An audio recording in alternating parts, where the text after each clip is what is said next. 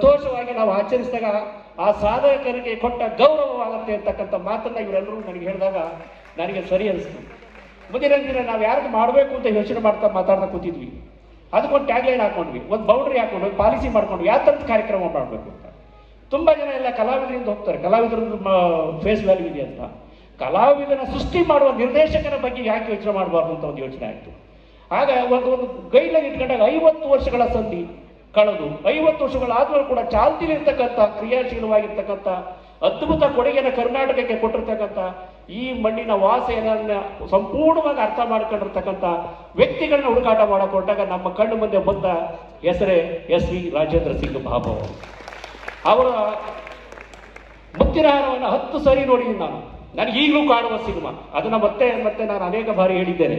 ಯಾಕೆ ಅಂತಂದ್ರೆ 25 ವರ್ಷಗಳ ಹಿಂದೆ ಆ ಥರದ ಒಂದು ಸಿನಿಮಾನ ಇವತ್ತೂ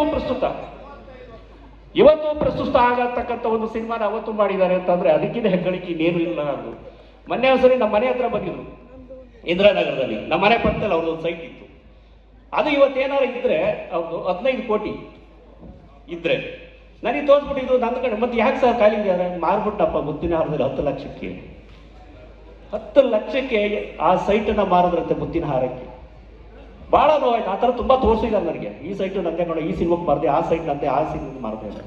ನಾನು ತುಂಬ ವೇದಿಕೆಯಲ್ಲಿ ಹೇಳ್ತೀನಿ, ತುಂಬ ಡಿಬೇಟಲ್ಲಿ ಹೇಳ್ತೀನಿ.